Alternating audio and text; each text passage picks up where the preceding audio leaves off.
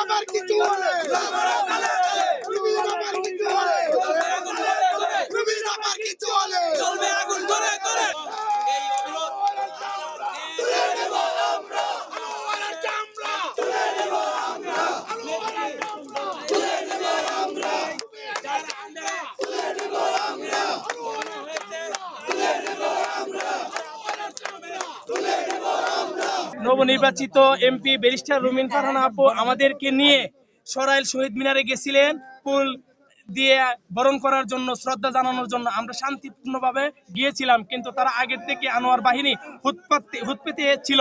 তারা এক পর্যায়ে আমাদের উপর হামলা করে, আমাদের নেত্রীর উপর, আমাদের এমপি মহোদয়ের উপর হামলা করে। আমরা কোনো রকম যান নিয়ে পালিয়ে আসছি, আর প্রশাসন এখানে নীরব ভূমিকা পালন করছে। তারা কোনো প্রকার কোনো ভূমিকা নেয় নাই, তারা নীরব দর্শকের মতো তাকিয়ে রয়েছে। আমরা এর বিচার যতক্ষণ পর্যন্ত না পাবো আমরা রাজপথ ছাড়বো না। আনোয়ার মাস্টারের গ্রেফতার যদি পর্যন্ত না করা হবে প্রশাসন, আমরা এই রাজপথ ছাড়বো না। আমরা এই রাজপথ অবরোধ করছি। আমাদের ম্যাডামের উপর কেন অপকৃত হামলা হলো সেই বিচার আমরা আনোয়ারের গ্রেফতার চাই।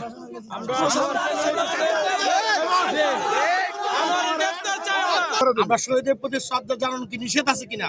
আমরা শ্রদ্ধা জানানোর অপরাধে কি অপরাধ করছি আমরা? আমাদের যে এই হামলা করলো, আমাদের বাধাগ্রস্ত করলো, মল সৃষ্টি করলো, নতুন সরকার গঠন হয়েছে, বলছে আমাদের রাষ্ট্রের প্রধানমন্ত্রী মব আর থাকবে না। আজকে কেন নতুন করে এই সরাইল আশুগঞ্জ আসনে মব সৃষ্টি হলো? তার প্রতিকার চাই, বিচার চাই।